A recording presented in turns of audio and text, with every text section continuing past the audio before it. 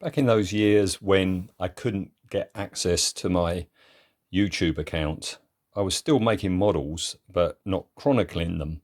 I was on my old Mr. E Models blog site, but not on YouTube. And during that time, I made one of these, right? Which, well, you'll know what it is from the title of the video, but you may also recognize it. It is the famous or infamous hairdryer ship from Blake 7. You can just see there at this show, it was being described as an alien scout ship. All right. And this is a spaceship from Blake 7 that I've known about for a very long time. Most fans have, and it's become infamous because Mat Irvine, there he is with a little smile on his face, went on Saturday Superstore and showed off this. And also this photo is taken from one of the extras on the Blake 7 DVD box sets about the special effects of Blake 7. This is Matt holding it up to reveal the origins, that it is indeed two hairdryers. All right, so this would have it that it's an alien scout ship. A lot of people going into like nitpicking mode here call it an alien scout ship or an Andromedan ship, and reckon that it is one of the Andromedan ships from the episode Star One. And I think mainly because you see a lot of outrageously designed craft. The alien battle fleet is made up of all sorts of manner of household items, and so you see this made out of two hairdryers. It's got to be an Andromedan ship, but I don't think it is. I mean, it's called an alien scout ship, but again, being pedantic and a nitpicker, in the story, Jenna on the Liberator calls Avon down on the planet and says there's another ship coming in. Avon says Federation or something like that. She goes, I don't know, it's a new design to me. And that's when you see it. It's flashed up on screen for what, a second, moving away from you, and filmed quite blurry, so you don't really see it. And Jenna says it's a new type to me, and we later find out, a few minutes later find out, that it's actually Travis. So I would have said the assumption is this is actually an Earth ship. This is the ship Travis lands on Star One, right? Now, it could be that he was lent it by the aliens, and that's why it's an alien ship, because it's one of their scout ships. Aurak later on says to Villa about there's been contact in the past, a scout ship perhaps. So it could be possible, I suppose, that Travis, when contacting the aliens, we never see that in the episode. Sorry, I'm really going off on one. I'll get back on track in a minute. We never actually see that. There is a Big Finish audio where he contacts them, the Andromedans, and explains who he is and how he can get them access to the device that's operating the defense wall. And it could be, I suppose, it doesn't happen in that audio adventure, but it could be, I suppose, that the aliens say, well, if you go to this planet, our scout ship is still hidden there, and then Travis operates it. I don't know how Travis would operate. Again, I'm sorry about this. I'm going into right fanboy mode. Should have saved this for Blake 7 in Character podcast. Plug. It doesn't explain how come Travis could operate a Andromedan ship, considering that they look like big blobs or jellyfish. Anyway, so whatever the origins of this ship, I've made one before, and I bought the two hairdryers needed, and I got started. And as with all studio scale recreations, it's great, the detective work of figuring out what's what, and therefore getting a shopping list. So here we've got two hairdryers. You're sure to realise what they are. They're two R2-D2 domes off of the old MPC kit that was out in the 70s. Everything in this middle bit is EMA. This is part of R2-D2's leg. This is a one of the prong things off of a wing of an X-wing with a little bead on the end. We've got two EMA end caps here. We've got two shrouds from the space shuttle kit, the Airfix space shuttle kit. These two are EMA, but I can't remember what they're called. Those two bits are EMA. At the back, it's quite a mixture of stuff. No one, back when I made this before, could figure out what that ribbed bit is. This is an EMA tube. That's an EMA hinge. That's a toggle switch for turning the lights on, because Matt, even though it's up for like 1 second, Matt actually lit it. You've got a bulb there and a bulb there, and there's the toggle switch for it. Lee Grant kit part. That's off of a cab of a 1/24 scale truck, etc., etc., etc. There's another bit of the X-wing there. There's a machine gun there. I'll go into all this at later stages. So, as I say, I made one of these yonks ago, and I sold it. And the reason I sold it, it was almost finished, and it kind of like bugged me that some of the bits were I was having to make up. All right. And some other things have come to light since then. So I've decided I'm going to have another go and chronicle it now on YouTube. So this is the start of it. So yeah, before you can start, you need two hair dryers, and I've got the hair dryers. In fact, they go quite cheaply. I got each of these for about £12. There's one of them, which is in fabulous condition, as you can see. Look at that. That's almost brand new. Considering this is from the 70s, that is in immaculate condition, isn't it? Look at that. All right. Shame I've got to take it all apart. So that's one of them. The other one is a bit beat up, but not too bad. As I say, both of these cost me about £12 each. And the really good condition one is in really good condition because, hey, look,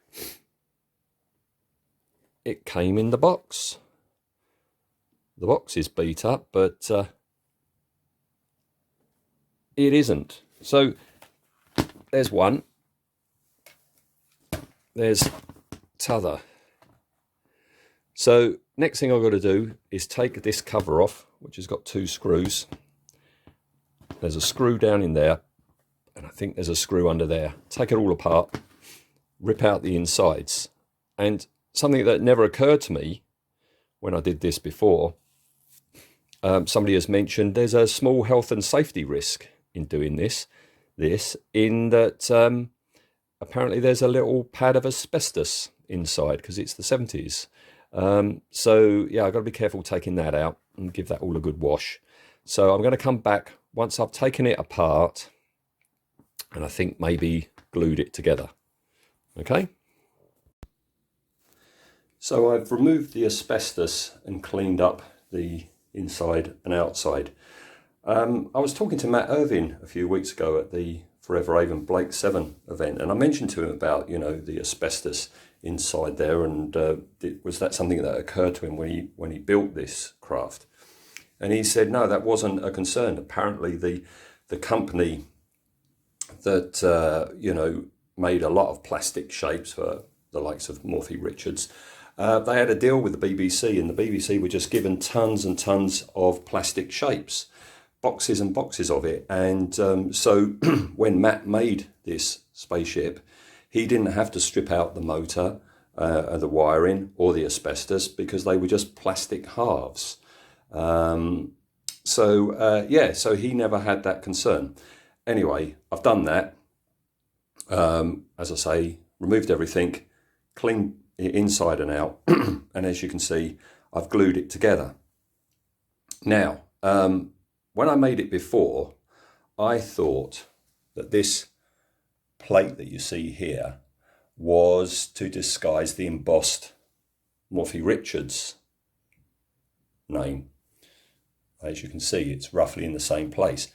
But I thought that before because when I made it before, the Morphy Richards was raised, right? These ones aren't, it's just a transfer.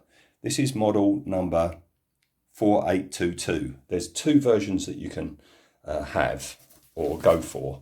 There you are, 4822, okay, or 4828. So I'm thinking before I had the 28, which had the embossed lettering. This one hasn't, so it's not that. Also, you'll see that plate doesn't go far enough that way to have covered up all the letters anyway. You see I've roughly drawn the size of it.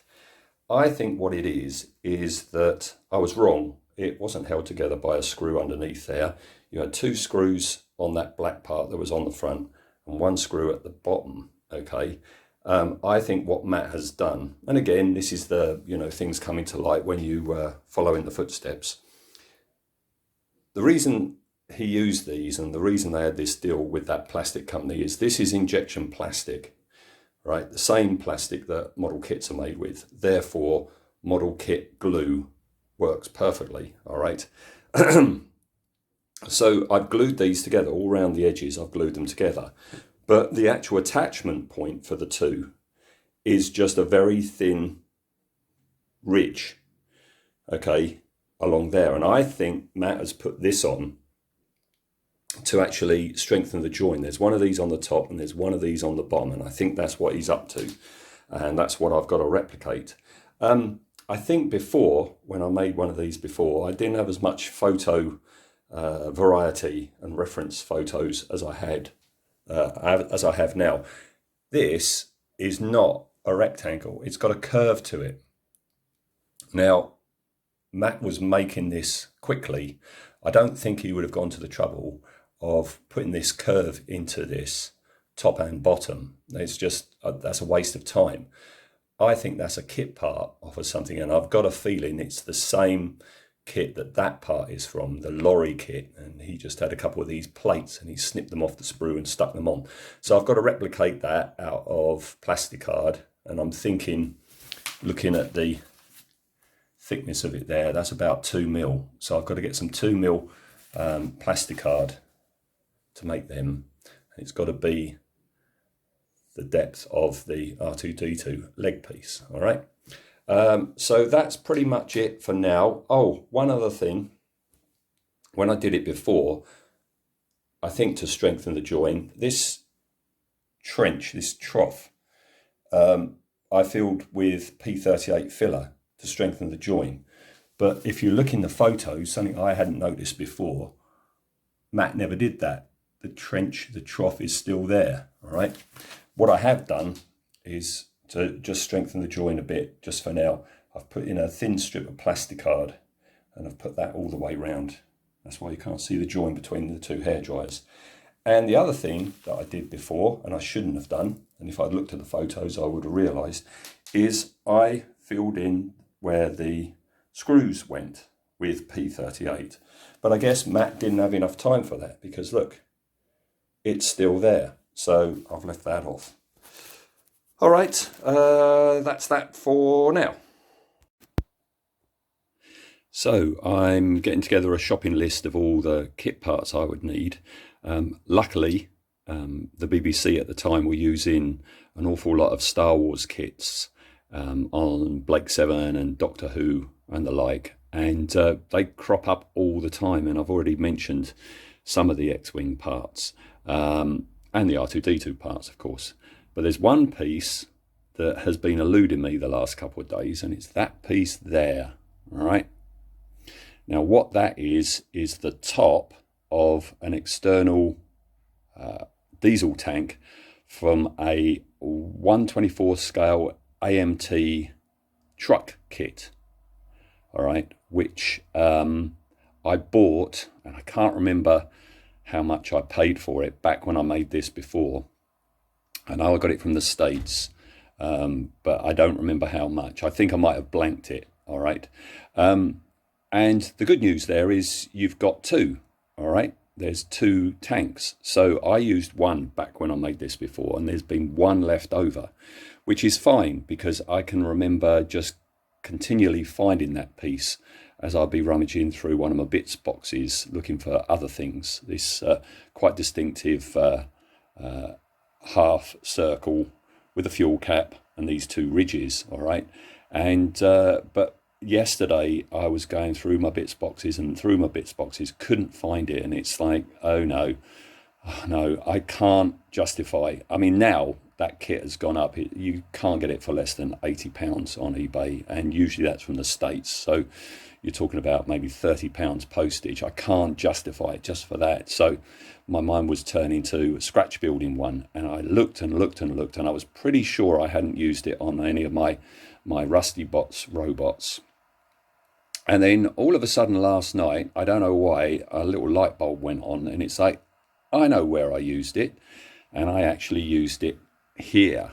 All right, now this is my docking bay, hangar bay for the Blake 7 pursuit ship that I made a few years back. Okay, and if you look down in there, there he is. There is the very piece. Kind of appropriate. I've used it on another Blake 7 project. So next thing to do is just prise that off. Hopefully I didn't glue it on too much, and I'm going to replace it with a non-vintage kit part, so I don't have this thing happen again. Oh, and I've just noticed as well, shall I prise that off? No, I'm going to buy some more. This is the ridged, grooved plastic hard, pretty much the right gauge that I'm actually going to need. Come on, focus. There's a strip there that I've got to put on that pipe. All right. No, I'm going to leave that on and buy some more. Okay, but next thing is try and get my scalpel blade in there and cut that off. When I had a go at this ship before, I remember a problem was working out just how long this piece of piping has to be that's got all the kit parts on it.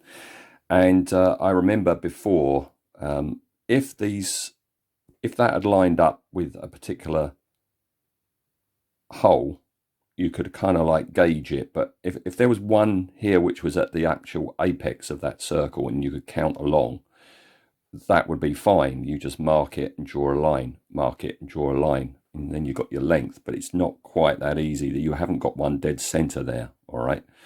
And I remember that being a bit of a puzzle before.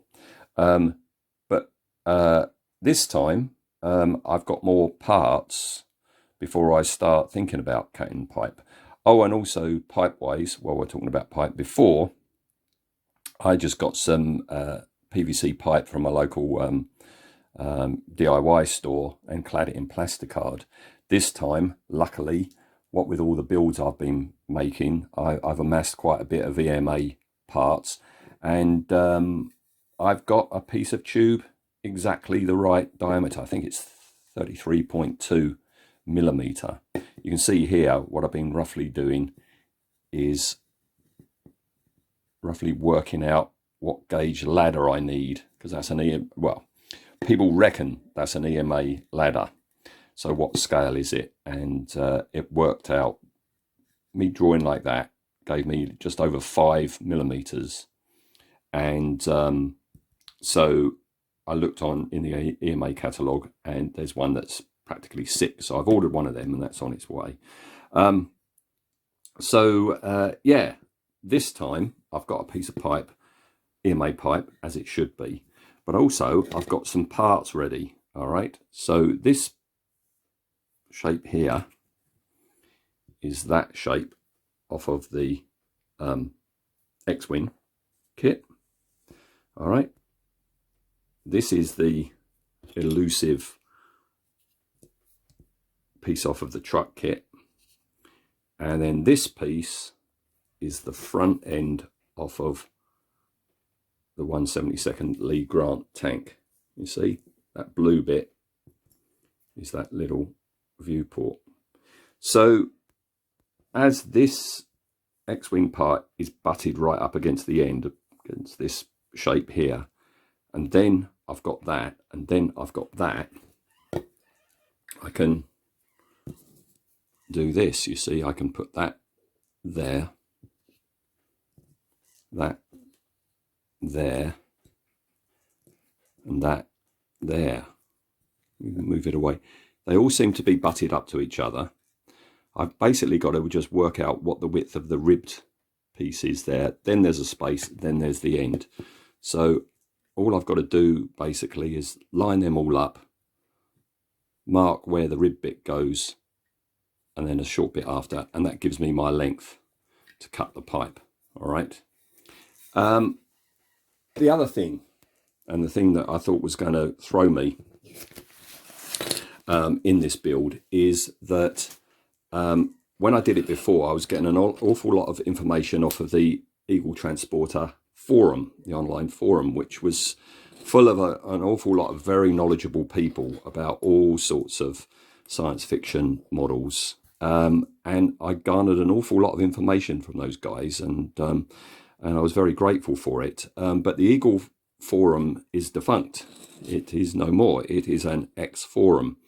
And I can't blame it. I mean, I would go in like once a month, and there was always tons of spam there, and there was an outrageous amount of adverts always on there. And I think people just got fed up and they decided not to go there anymore. And it has now folded, which has been a real shame, because it means that resource of all previous builds has gone forever, which is a real shame. And I was thinking, oh crap, what am I going to do?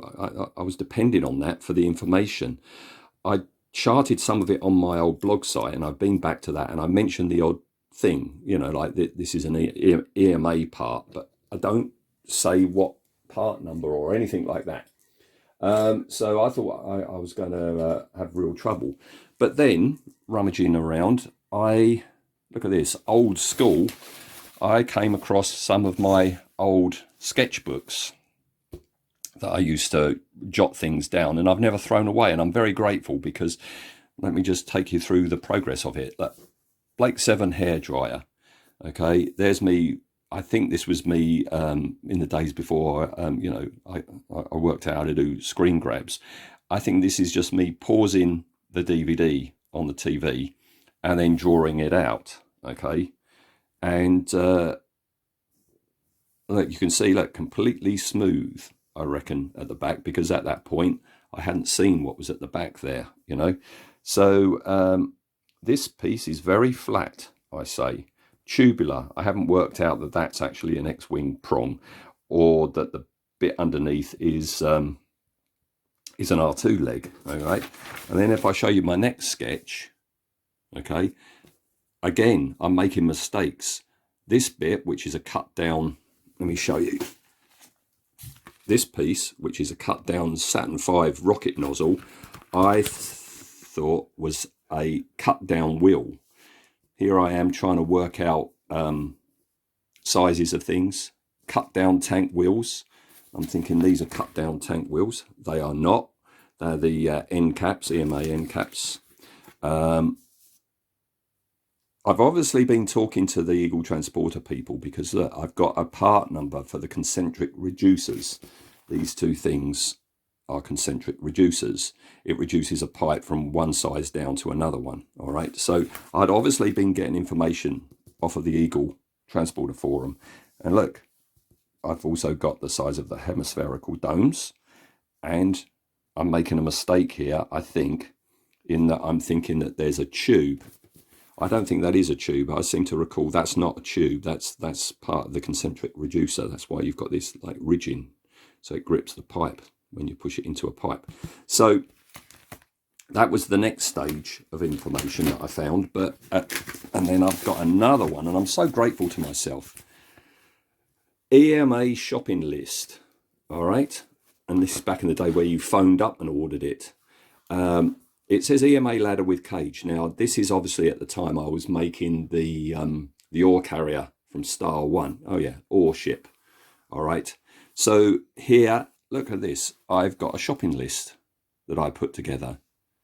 All right. Now, some of this is inaccurate, and some of this, the part numbers have changed, or the prices have certainly changed. But this was brilliant. This gave me a stepping off point to actually work out what I needed. Thank you, myself, for writing things down. Okay, so I could do an EMA order. So I have an EMA order on the way. I have since, where's it gone? in the last day found out that that actually isn't an EMA ladder. But I'll be divulging what that's from when it comes as well. There's a couple of other things as well to do with that mystery donor thing. So I will be back. I think this is where I'm going to end this part, and I'll be coming back with a new part when I've got parts. Haha.